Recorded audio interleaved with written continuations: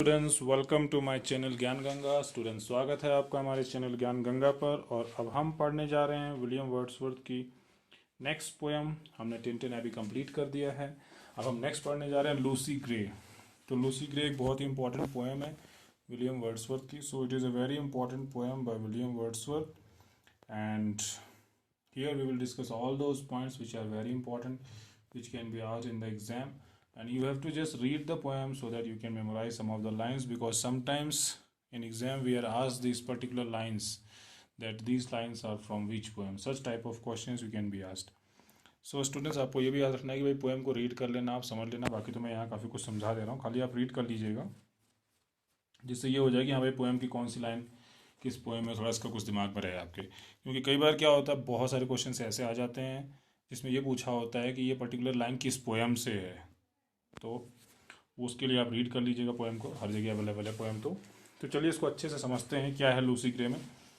So first of all, when we are talking about Lucy Gray is a poem published in lyrical ballads of second edition in 1800.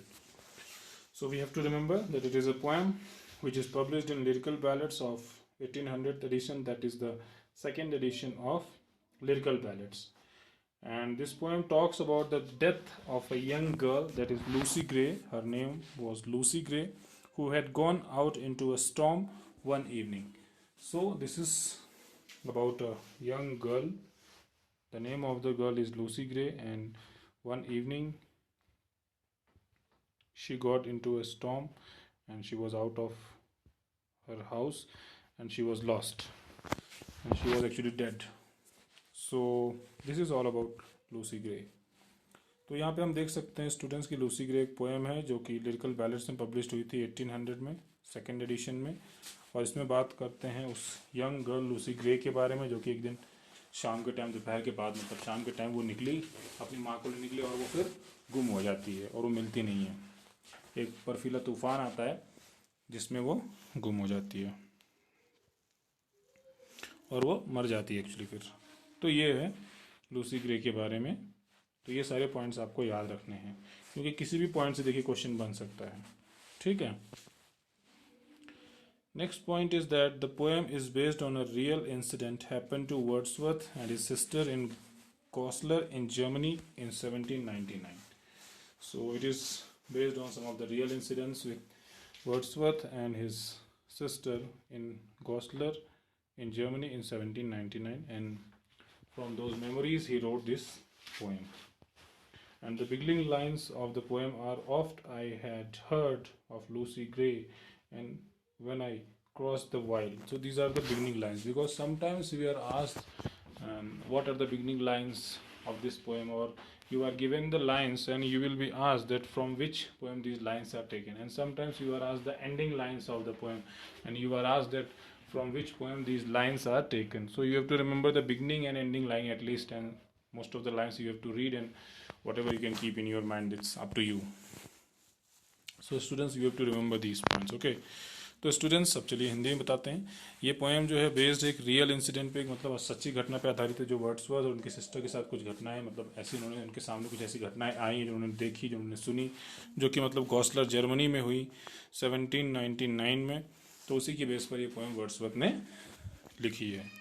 और ये line, मतलब ये जो poem होती है वो बिगिन करती है, मतलब शुरुआती लाइन्स उसकी, और एंडिंग लाइन्स में बता देता हूँ अक्सर मैं आपको, क्योंकि कई बार ऐसा पूछा जाता है कि शुरुआती लाइन क्या है, एंडिंग लाइन क्या है। तो ये क्वेश्चन पूछा जाता है, तो आपको शुरुआती लाइन याद रखने की है। ये आपसे पूछ लेगा कि भाई शुरुआती लाइन ये है, तो ये किस पोएम की है। तो याद रखिएगा, oft I had heard of Lucy grey and when I crossed the wild, ये इसकी शुरुआती लाइन है। ये पूछ सकता है आपसे कि भाई कौन सी पोएम इस लाइन से शुरू होती है। ठीक है ना। नेक्स्ट हमारे पास क्या है, इट एंड्स विथ लाइन। ये कौन सी लाइन से एंड करती है। So it ends with line and sings a solitary song that whistles in the wind. ये इसकी एंडिंग लाइन है। तो आपको याद रखना है कि इसकी एंडिंग लाइन क्या है। तो एंडिंग लाइन क्या है, and sings a solitary song that whistles in the wind. ठीक है स्टूडेंट्स, तो I hope this points are clear. Next point is, Binet Weaver said that theme of the poem of 1799 is death. Now we are talking about very important thing, that what is the theme of the poem. So when we talk about the theme of the poem, in Lucy Gray, or in the poems of the 1799 we mainly find the theme of the death. So theme of the death is there in poems of 1799, and ultimately in Lucy Gray also we find the theme of the death, that is Lucy Gray has died. तो students आपको याद रखना है कि देखिए इस poem की जो थीम है, उसका जो एक थीम है वो क्या है, वो डेथ है। मतलब यहाँ पे एक लूसी ग्रे नाम की लड़की मर जाती है, और ज़्यादातर जो पोएम 1799 की थी उसकी थीम डेथ ही होती है, ठीक है। Wordsworth is describing the death of a girl connected to nature. So Wordsworth is actually describing the death of a girl who is connected to nature very well. तो यहाँ पे वर्ड्सवर्थ क्या describe कर रहे हैं स्टूडेंट्स, एक लड़की की डेथ जो कि नेचर से बहुत अच्छे से कनेक्टेड थी, उसकी डेथ को ये डिस्क्राइब कर रहे हैं, ठीक है। Next point we have Henry Crabb Robinson points out that Wordsworth is trying to put the theme of solitude. One more theme what we can find, that the girl was very lonely, she was very solitary, or we can say here Wordsworth is putting the theme of solitude because she has no friends and she sings the song solitarily. Her song was quite solitary. So Wordsworth is actually putting the theme of solitude. This is what pointed out by Henry Crabb Robinson.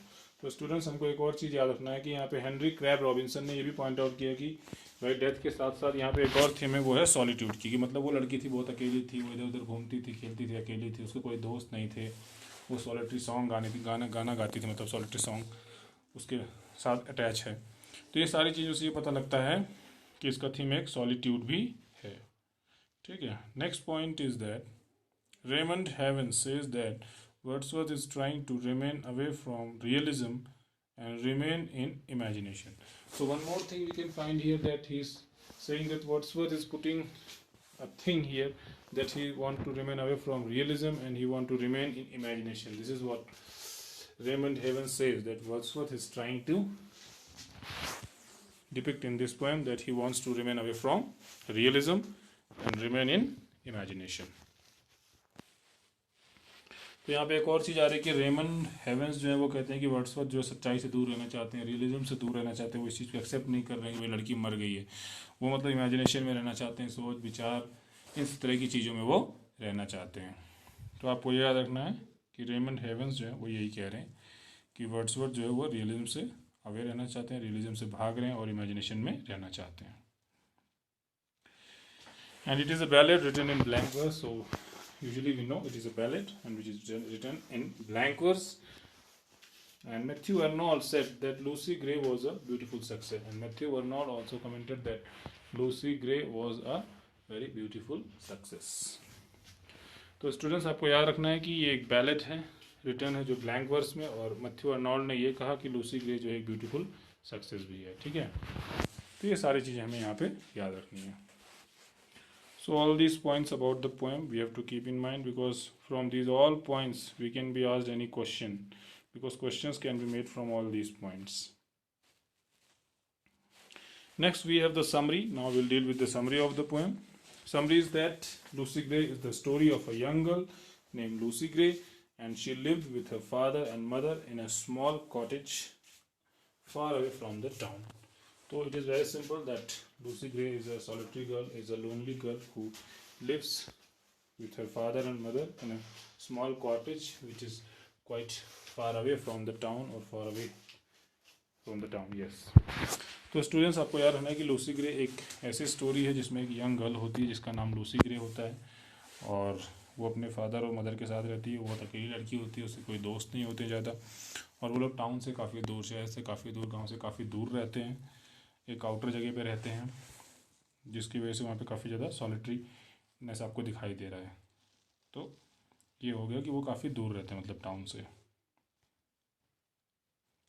Next point is that one afternoon she went to take her mother back to home, but expected storm came early and she lost her way and she never return home.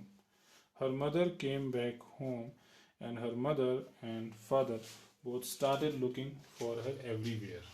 तो यहाँ पे हो क्या रहा है कि that one afternoon she has gone out to take her mother back from the town to home, but because the storm that was expected to come later on that storm came early and she lost her path and she was actually not found. Actually she was dead now, and her mother and father started looking for her everywhere but she was not found. तो यहाँ पे क्या होता है, एक दोपहर की बात होती है कि भाई तूफान आने वाला होता है, तो उसके फादर उसको बोलते हैं कि तुम जाओ अपनी मदर को लेकर आ जाओ। तो वो तूफान थोड़ा लेट आने वाला होता है, शाम को जैसे मान लो 5 बजे आने वाला है तो वो 3-4 बजे ही आ जाता है, तो मतलब थोड़ा जल्दी आ जाता है। तो उससे क्या होता है, उस तूफान में वो लूसी की अपना रास्ता भटक जाती है और वो अपनी जगह पे नहीं पहुंच पाती और पता ही नहीं चलता कि वो कहाँ गई। लेकिन शाम को उसकी माँ घर आ जाती है और फिर उसके मदर और फादर उसको ढूंढना शुरू कर देते हैं, लेकिन वो कहीं भी मिलती नहीं है। Lucy was not found anywhere, and Wordsworth here described the loss of a girl who is innocent, solitary, and connected to nature. So we find that Lucy was not found. Actually, now she is dead. It is assumed that she is dead, and Wordsworth is actually describing the loss of a girl who is innocent, who is solitary, and who is connected to nature. So these are the things which Wordsworth is trying to describe. And her parents lament for her that she is no more now. This is what we see, that her parents also lament that Lucy is dead now. तो यहाँ पे आप देख सकते हैं students की Lucy जो है मिलती नहीं है कहीं भी, और जो वर्ड्सवर्थ है वो एक्चुअली डिस्क्राइब कर रहे हैं एक ऐसी गर्ल का लॉस जो कि इनोसेंट है, सॉलिटरी है और नेचर से कनेक्टेड है। तो स्टूडेंट्स हमें ये याद रखना है कि वर्ड्सवर्थ क्या डिस्क्राइब कर रहे हैं, इनोसेंट, सॉलिटरी और गर्ल जो कि मतलब नेचर से कनेक्टेड है, उसका लॉस यहाँ पे वो डिस्क्राइब कर रहे हैं। और उसके पेरेंट बहुत दुखी होते हैं, रोते गाते हैं, फिर मतलब दुखी होते हैं बेचारे, उसको काफ़ी ढूंढते हैं, वो नहीं मिलती है। तो ये सारी चीज़ें यहाँ पर हैं। Next point is that body of Lucy was not found. Actually the body was Lucy was not found, so it is also uncertain whether she is dead और not. So it is also believe that she is not dead. So some people believe that she is not dead and she still sings the sweet song, and it is also assumed that she still sings the sweet song. It is a kind of imagination here going on now. And her solitary song still whistles in the valley, and it is believed that her solitary song is still whistling in the valley. This is what many people believe.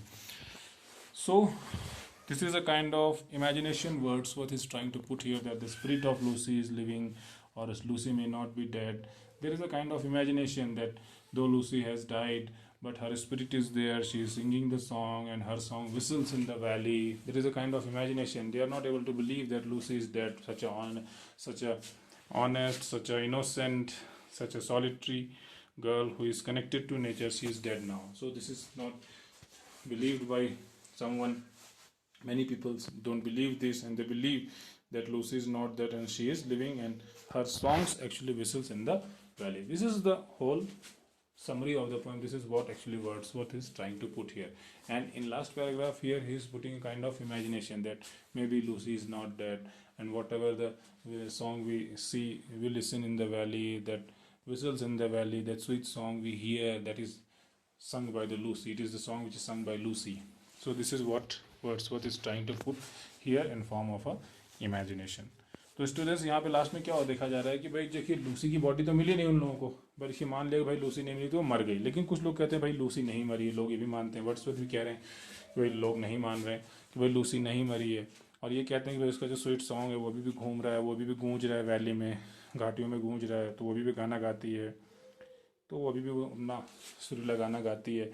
इस तरह की चीज़ें हैं। तो ये imagination है, कल्पना के रूप में है, या उसकी हम कह सकते हैं कि उसकी आत्मा को लोग मान रहे हैं कि वो घूम रही है, भटक रही है, गाना गा रही है, ऐसा कुछ मतलब यहाँ पे प्रेजेंट कर रहे हैं एक इमेजिनेशन के रूप में। तो इसका अलग अलग इंटरप्रिटेशन निकाला गया है। तो सिंपली ये है कि लोग नहीं मान रहे हैं कि भाई वो मर गई और अभी भी वो उस वैली में घूम रही है, उसका गाना जो है वो गूंज रहा है वैली में, और अभी वो अपना गाना गा रही है। तो इस तरह से स्टूडेंट्स हमने समरी और अबाउट पोएम जान लिया है। इसके बाद हम इसका क्रिटिकल एनालिसिस करेंगे और वो सारे पॉइंट्स हम इससे रिलेटेड डिस्कस करेंगे जो कि एग्जाम में पूछे जाते हैं। तो स्टूडेंट्स हम ज़्यादा चीज़ें यहाँ नहीं रख रहे हैं, हम यहाँ पे वही चीज़ें रख रहे हैं जो एग्जाम में पूछी जाती हैं। तो आप अपने दिमाग में रखिए कि यहाँ जितने भी पॉइंट्स ये सारे डिस्कस हो रहे हैं ये सारे टीजीटी पीजीटी में आपको हेल्पफुल होने वाले हैं। तो इसके बाद हम नेक्स्ट प्रेजेंटेशन में इसका क्रिटिकल एनालिसिस करेंगे और भी कुछ जो भी पॉइंट्स होंगे या कोई अगर इंपॉर्टेंट ऐसी लाइन होगी जो बार बार पूछी जाती होगी तो वो मैं यहाँ पुट कर दूँगा। ठीक है, अब मैं कुछ लाइन्स भी इंक्लूड करूँगा, सोच रहा हूँ कि जो वैसी लाइंस जो एग्जाम में पूछी जाती हैं अब मैं उनको भी ऐड करूँगा, इम्पॉर्टेंट लाइंस ऐसा कुछ डाल दूँगा इसमें जो इम्पॉर्टेंट लाइंस हैं जो एग्जाम में पूछी जाती हैं। तो स्टूडेंट्स हम नेक्स्ट प्रेजेंटेशन में डिस्कस करेंगे critical analysis of Lucy Gray. So this is how our presentation ends. तो स्टूडेंट्स हमारा प्रेजेंटेशन यहीं ख़त्म होता है लूसी ग्रे का. मिलेंगे नेक्स्ट प्रेजेंटेशन में, इसका क्रिटिकल एनालिसिस करेंगे.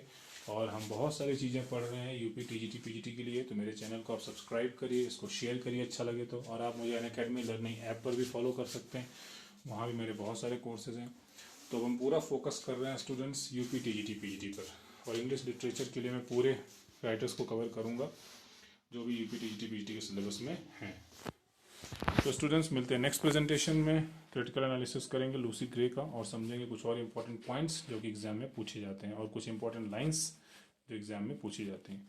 सो students see you in the next presentation. Thank you.